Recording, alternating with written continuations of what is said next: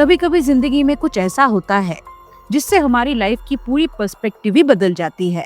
कुछ ऐसा ही होता है इस साउथ कोरियन फिल्म में, जहां मर्डर रिपोर्ट लिखने वाली जर्नलिस्ट सियोन जू को किसी अनजान आदमी का कॉल आता है।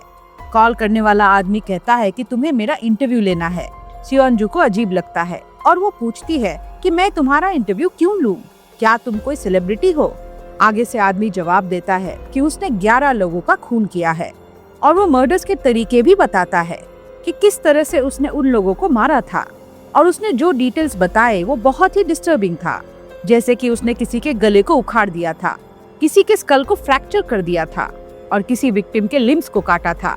उसकी बातों से साफ पता चल रहा था कि वो किस तरह का कातिल है और वो कितना ज्यादा खतरनाक है। लेकिन इस किलर ने उन मर्डर्स के पीछे की कोई मोटिव नहीं बताई और ना ही कि उसकी इन 11 लोगों से क्या दुश्मनी थी। सियोन जू शायद कातिल से मिलने के लिए नहीं मानती, लेकिन कातिल कहता है कि वो नेक्स्ट 3 दिन में किसी को मारने वाला है। अगर वो इंटरव्यू लेगी तो किलर उसे अपने नेक्स्ट विक्टिम का नाम बताएगा। तब सियोन जू मान जाती है। उसे लगता है कि अगर ये सच हुआ तो शायद वो नेक्स्ट विक्टिम की जान बचा सके और दोनों एक होटल में मिलने का डिसाइड करते हैं। तय हुए टाइम पर सियोन जू अपने बॉयफ्रेंड के साथ इंटरव्यू के लिए निकलती है। सियोन जू का बॉयफ्रेंड है सांग वू, जो कि एक पुलिस वाला है। गाड़ी में सियोन जू अपने बेटी ये रिन के लिए परेशान होती है क्योंकि बारिश गिर रही थी और उसकी बेटी छाता लेकर नहीं गई थी। वो ये भी बताती है कि उसकी बेटी कुछ दिनों से अजीब सा बिहेव कर रही है, ठीक से बात नहीं करती और उसने ये रिन के बैग में एक रेजर भी देखा था, जिससे वो काफी वरिड हो गई थी। सांग वू उसे तसल्ली देकर कहता है ये रिन मिडिल स्कूल में है, वो अपना टेक केयर कर सकती है और मैं उससे बात करूंगा।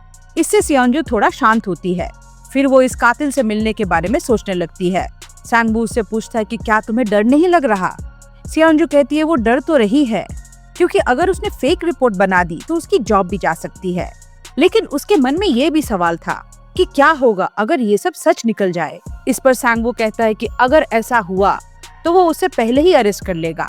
उसके बाद वो उससे सारे फैक्ट्स और सबूत प्रॉपर्ली कंफर्म करेगा। लेकिन सियोन जू को उस कातिल का इंटरव्यू लेना ही था, क्योंकि उसको कंपनी ने ऑलमोस्ट फायर कर ही दिया था। इसीलिए इस कंपनी में वैसे भी वो ज्यादा दिन नहीं टिक पाएगी।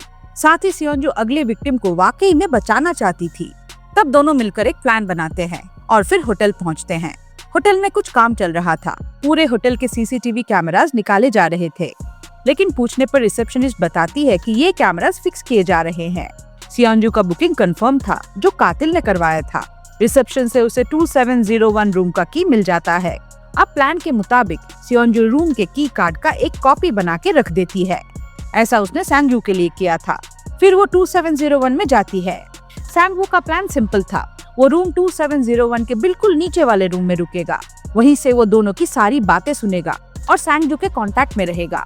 अगर कुछ गड़बड़ होती है तो डुप्लीकेट की कार्ड की मदद से तुरंत रूम 2701 में घुस जाएगा। मिनी हिडन कैमरा भी लगाए गए थे ताकि सांग वू सब कुछ देख सके। थोड़ी देर बाद किलर रूम में बेल बजाता है। वो बिल्कुल टाइम पे आया था। सियोन जू दरवाजा खोलती है और उसके सामने वो कातिल खड़ा हुआ था, जो कि दिखने में बिल्कुल भी कातिल जैसा नहीं था। इनफैक्ट किलर उसे बड़े पोलाइटली पूछता है कि क्या वो अंदर आ सकता है। यहाँ पर सियोन जू का कॉन्फिडेंस बिल्कुल ब्लर होता जा रहा था। उसे लग रहा था कि ये सब कोई प्रैंक हो रहा है और सच में ये आदमी उसका टाइम वेस्ट कर रहा है, क्योंकि कातिल का लुक और बिहेवियर बिल्कुल भी किसी कातिल की तरह नहीं था। खैर, कुछ देर बाद सियोन जू पूछताछ शुरू करती है। वो कहती है कि उसने जितने भी खून क्लेम किए हैं, ऐसा तो नहीं हो सकता है कि उसने कोई भी सबूत न छोड़ा हो और किसी भी सीसीटीवी की नजर में ना आया हो। तब कातिल उसे सबूत दिखाता है, जो देखकर सियोन जू के होश उड़ जाते हैं। वो उसे फोन पे कुछ वीडियोस दिखाता है, जिसमें उस कातिल ने अपने हाथों से विक्टिम्स को खत्म किया था। ये सब देखकर सियोन जू की हालत खराब हो जाती है। साथ ही उसको एहसास होता है कि वो कातिल वाकई में डेंजरस है। फिर भी सियोन जू अपना इंटरव्यू आगे बढ़ाती है। अब वो रिकॉर्डिंग ऑन करती है और सबसे पहले वो उससे उसकी आइडेंटिटी के बारे में पूछती है। लेकिन कातिल कहता है कि ये जरूरी नहीं है कि वो कौन है, बस उसका चेहरा कैमरा में दिखना काफी है। तब सियोन जू अगले क्वेश्चन की तरफ बढ़ती है। वो पूछती है कि तुमने 11 लोगों को क्यों मारा, तुम्हारा मोटिव क्या था?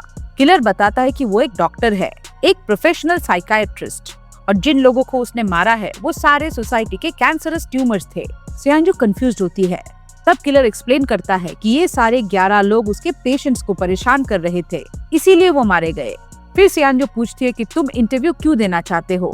जिस पर वो बताता है कि उसे एक मौका चाहिए था अपने आप को दिखाने का। अब किलर सियांजू से पूछता है कि क्या उसके अलावा किसी और को इस इंटरव्यू के बारे में पता है। सियांजू झूठ बोल देती है कि किसी और को इसके बारे में नहीं पता है। हालांकि सांगवो उसी वक्त नीचे वाले रूम में ही बैठा हुआ था। फिर भी कातिल फिलहाल उसकी बात पर विश्वास कर लेता है। अब नेक्स्ट क्वेश्चन ये होता है कि आखिरकार उसने सियांजू को ही इस इंटरव्यू के लिए क्यों चुना, जिसके जवाब में कातिल कहता है कि वो ऑलरेडी सियांजू के बारे में जानता था। उसे पता है कि सियांजू काफी शार्प और ब्रेव है, इसीलिए उसने उसको चुना ताकि वो उसे आज के लिए एक एक्सक्लूसिव स्टोरी दे सके। लेकिन सियांजू तो वहाँ पर आई थी उस विक्टिम के बारे में पता करने के लिए ताकि वो उसे बचा सके। लेकिन अब कातिल कहता है कि वो उसे नहीं बताएगा। ये सुनते ही सियांजू उठ जाती है और अभी तक जितना रिकॉर्ड हुआ था उसकी मेमोरी कार्ड को भी वही रख देती है, क्योंकि वो वहाँ आई थी कातिल के नेक्स्ट विक्टिम को बचाने के लिए। लेकिन अब कातिल उसको ये नहीं बताने वाला था, तो इस इंटरव्यू का क्या ही मतलब निकलेगा। किलर बोलता है कि वो नेक्स्ट विक्टिम को अभी भी मार सकता है और उसकी जान तब तक बची रहेगी जब तक ये इंटरव्यू चलेगा। मजबूरन सियांजू अपना नेक्स्ट सवाल पूछती है, जो कि सबसे इम्पोर्टेंट सवाल होता है कि वो अपने विक्टिम्स को इतने बुरी तरीके से क्यों मारता है। तब किलर उसको एक कहानी सुनाता है कि उसके पीछे का रीजन क्या है। एक 29 इयर्स की मैरिड लेडी को किसी गुंडे ने एक पार्किंग लॉट में अब्यूज किया था। ये इंसिडेंट उस औरत के लिए ट्रॉमा बन गया। वो प्रेग्नेंट हुई और डिलीवरी के वक्त लेडी के मन में एक बात बैठ गई कि उसके बच्चे की आंखें बिल्कुल उसी बदमाश की तरह है, और वो लेडी चाहकर भी अपने बेटे को एक्सेप्ट नहीं कर पाई।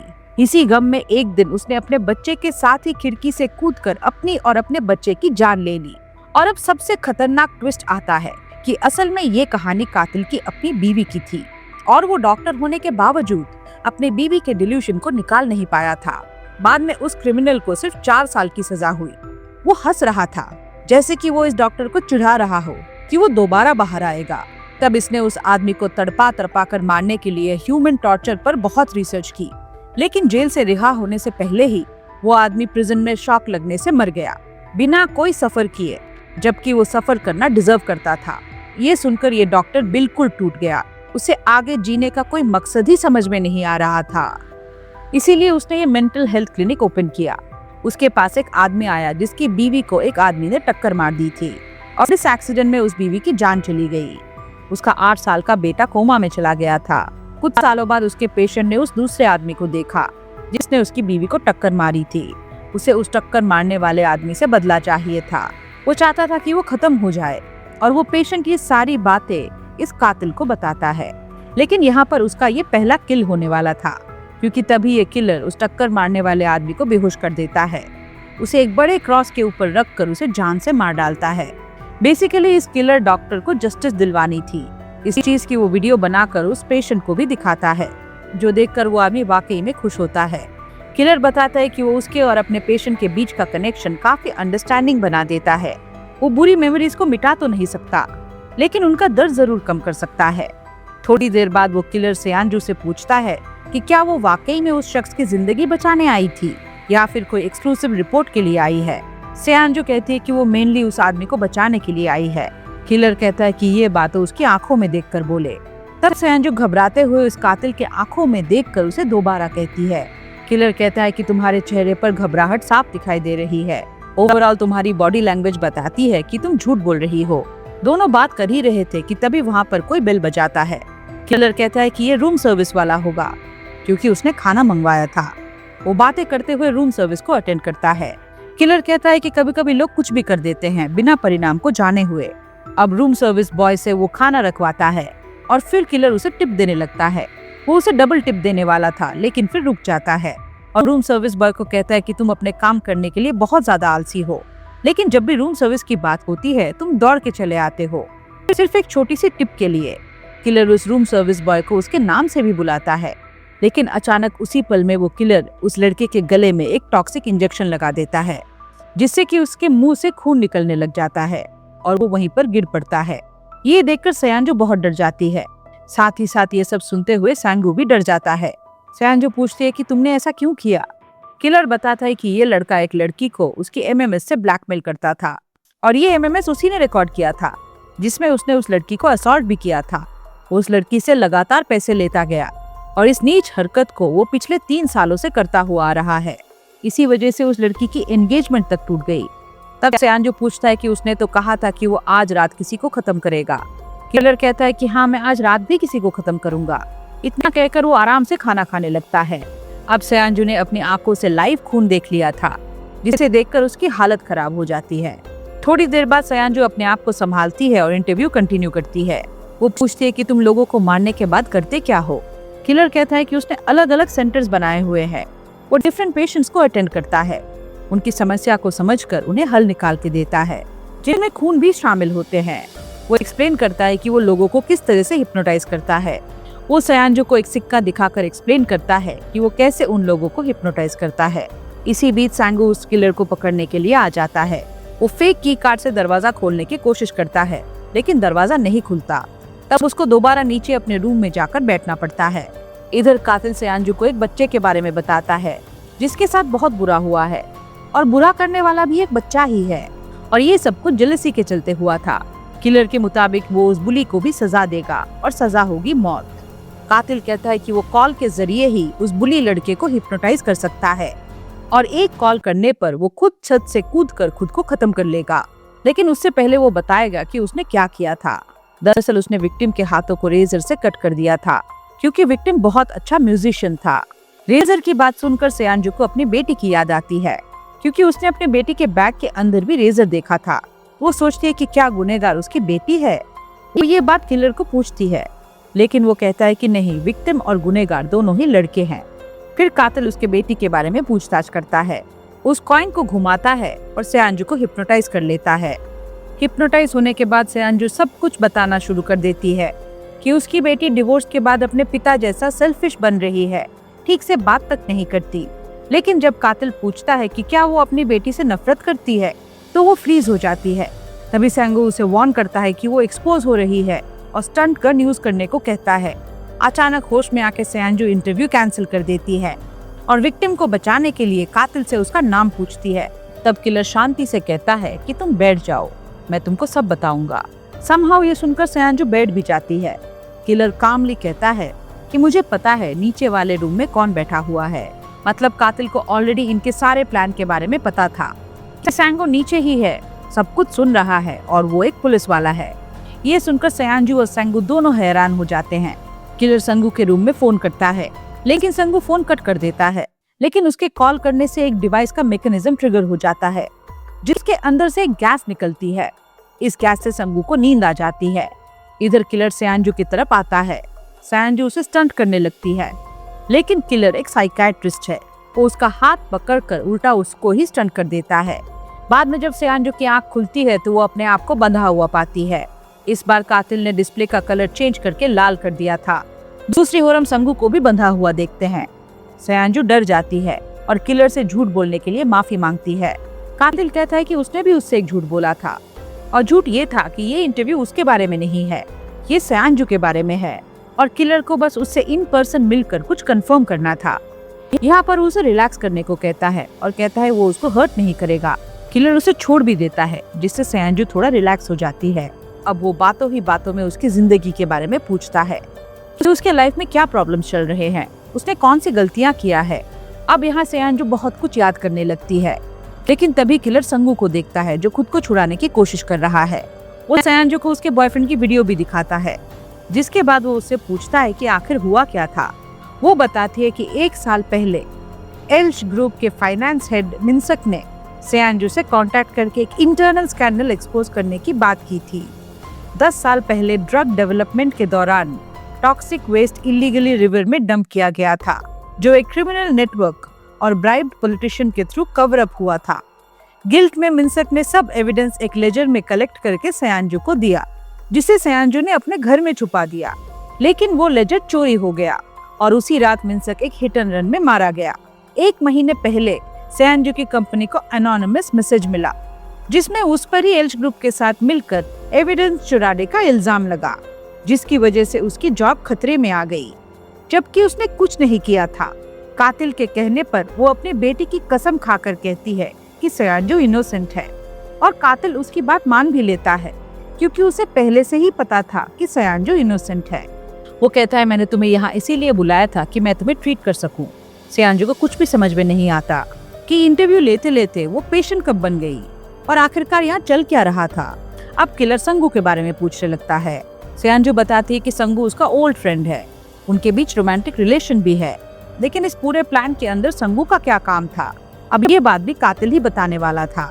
सबसे पहले वो सयांजू को संगू की लाइव फुटेज दिखाता है, जिसमें वो लगातार भागने की कोशिश कर रहा था, जबकि किलर ने उसे ऑलरेडी बोल दिया था कि अगर वो भागने की कोशिश करेगा तो वो सयांजू को मार डालेगा। मतलब कि उसे सयांजू की थोड़ी भी फिक्र नहीं थी। और यहाँ पर खुलते हैं मूवी के असली पत्ते, जब किलर सयांजू को बताता है कि संगू को उसकी चिंता इसीलिए नहीं है क्योंकि जिसने लेजर चोरी करवाया था वो और कोई नहीं बल्कि उसका बॉयफ्रेंड संगू खुद था, क्योंकि सिर्फ उसी को पता था कि सयांजू ये चीजें कहाँ छुपाती है और उसी को पता था कि वो मिनसक के साथ मिली हुई थी। वो ये भी जानता था कि वो घर पर लेट आती है, लेकिन सयांजू को संगू पर विश्वास था कि वो ऐसा नहीं कर सकता। किलर बताता है कि संगू बहुत ही करप्ट ऑफिसर है, साथ ही वो हाईली केपेबल होमिसाइड कॉप भी है। जो क्रिमिनल्स इस केस में फंसने वाले थे, उन्होंने संगू के लिए एक ट्रैप तैयार किया था ताकि वो उनके लिए काम करे। उन्होंने एक लड़की को संगू के पास भेजा था।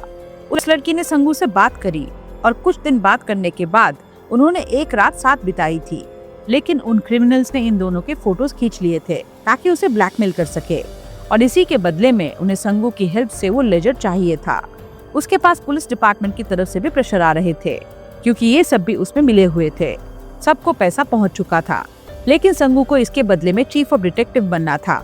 कमिश्नर ने मान लिया था कि हाँ, उसका प्रमोशन कर दिया जाएगा। और फिर क्या था, वो चुपके से सयांजू के घर में घुसा और उसने वो लेजर चुरा लिया। लेकिन उसे ये करते हुए उसकी बेटी जरीन ने देख लिया था और उसके बाद उसने उसके साथ एक घिनौनी हरकत की थी। उसने सयांजू की बेटी को असॉल्ट किया था। ये सब सुनकर सयांजू को बहुत ही बुरा लगता है। वो पूरी तरह से टूट जाती है कि ऐसा उसका बॉयफ्रेंड उसके साथ कैसे कर सकता है, और ये सब बातें उसे पता तक नहीं थी। वो अभी तक इन बातों पर विश्वास नहीं कर पा रही थी। तब किलर उसे फोन देता है ताकि वो अपने बेटी को इसके बारे में खुद पूछ ले। वो हिम्मत करके अपनी बेटी को कॉल करती है। उसकी बेटी उससे पूछती है कि क्या तुम डॉक्टर अंकल के पास हो। मतलब वो ऑलरेडी किलर को जानती है। किलर उसे पहले ही मिल चुका है और यहाँ पर वो रेजर और ब्लेड इस बात का सबूत था। सयांजू की बेटी अब सब कुछ बताती है। ये भी कहती है कि वो पहले बताना चाहती थी लेकिन बता नहीं पाई। सब कुछ सुनकर सयांजू को बहुत दुख होता है। वो रोने लगती है, टूट जाती है। फिर सयांजू एक बार अकेले में संगू को कन्फ्रंट करना चाहती थी। किलर उसे अकेले ही संगू के पास भेज देता है। वो संगू के पास जाती है जहाँ पर वो आजाद था। उससे पूछते कि क्या ये सब सच है। संगू सब कुछ मना कर देता है। वो कहता है कि तुम अभी हिप्नोटिज्म में हो, तुम होश में आ जाओ। लेकिन यहाँ पर सयांजू बिल्कुल होश में थी। उसे बहुत ज्यादा गुस्सा आ रहा था। कातिल ने सयांजू के साथ एक गन भी भेजी थी जो वो अब संगू पर तान देती है। संगू भी उससे लड़ने लगता है और किसी तरह से सयांजू से गन छीन लेता है। तब जाके हमें संगू का असली चेहरा दिखता है। वो सयांजू को लातों से पीटने लगता है, यानी कि वो शायद उसके साथ सिर्फ फिजिकल रिश्ते के लिए था, वो उसका कोई फ्रेंड नहीं था। फाइनली कातिल आकर उसे रोकता है, लेकिन संगू के पास गन थी। वो उसे पीछे हटने के लिए कहता है। कातिल उससे बिल्कुल नहीं डरता। तब संगू उस पर गोली चला देता है, लेकिन शॉकिंगली इस गन के अंदर बुलेट नहीं थी। कातिल ने जानबूझकर सयांजू को खाली गन दी थी। इसी बीच सयांजू संगू के पैर पर एक इंजेक्शन घुसा देती है, जिससे वो इंस्टेंटली बेहोश हो जाता है। कातिल सयांजू के पास आकर कहता है कि तुम अब जा सकते हो, बाकी काम मैं संभाल लूंगा। ये सुनकर सयांजू वहाँ से जाने लगती है, लेकिन उसे बहुत ज्यादा गिल्ट हो रहा था क्योंकि उसने अपनी बेटी की कभी नहीं सुनी और अल्टीमेटली वो उसको ही सेल्फिश कह रही थी। लेकिन असल बात कुछ और ही थी। अब सीन चेंज होता है, जहाँ पर किलर ने संगू को एक जगह पर लिटाया हुआ था। वो वहाँ से हिल भी नहीं पा रहा था। कातिल उसे कहता है कि तुम्हें दर्द सहना होगा, जितना पेन उस लड़की ने सहन किया था तुम्हें उसकी डबल भरपाई करनी पड़ेगी। और इतना कहकर वो किलर उसके प्राइवेट पार्ट्स को काट देता है। संगू ऐसे ही तड़पता रह जाता है। अब हमें रिन को दिखाया जाता है जो कि कातिल के पास थी, और पता चलता है कि कातिल का नाम यानहू था। यानहू रिन को थेरेपी देता है ताकि उसका ट्रॉमा खत्म हो जाए, और ऐसा होता भी है। रिन उससे पूछती है कि क्या वो आदमी मेरे नाइटमेयर में फिर से आएगा। तब वो किलर कहता है कि नहीं, अब वो नहीं आएगा। और यहाँ रिन संगू की बात कर रही थी। सयांजू उसके पास आती है। तब वो सयांजू से पूछता है कि वो उसका भी ट्रीटमेंट कर सकता है, लेकिन इसके लिए सयांजू मना कर देती है। सयांजू किलर से पूछती है कि क्या तुम ठीक हो, तुम्हारे खून से रंगे हाथ इतनी आसानी से धुल नहीं सकते। उसकी बात सुनकर किलर डॉक्टर भी सोच में पड़ जाता है। थोड़ी देर बाद सयांजू अपनी बेटी के साथ वहाँ से चली जाती है। खैर, अब किलर डॉक्टर अपने हाथों को देखता है और रियलाइज करता है कि हाँ, सच में वो एक हत्यारा ही है। इसी बीच उसके पास एक कॉल आता है एक वेलफेयर सेंटर से। एक बच्ची जिस पर चाइल्ड अब्यूज हुआ था, डॉक्टर को उसे ट्रीट करना था। अब डॉक्टर यांसो अपॉइंटमेंट फिक्स कर देता है, विच मीन्स वो ये काम फिर से करता रहेगा। और इसी सीन के साथ फिल्म की कहानी यही खत्म होती है। तो मर्डरर रिपोर्ट एक बहुत ही बेहतरीन south Korean thriller mystery film की कहानी है। मूवी काफी इंटरेस्टिंग है, काफी बढ़िया बनाई गई है एंड सोसाइटी के लिए एक मैसेज भी दिया गया है। जो भी चीजें आजकल हो रही है उनके बारे में बताया गया है। वीडियो अच्छा लगा तो कमेंट में जरूर बताइए। ऐसे और वीडियोस के लिए चैनल को सब्सक्राइब कीजिए। मिलते हैं अगले वीडियो में।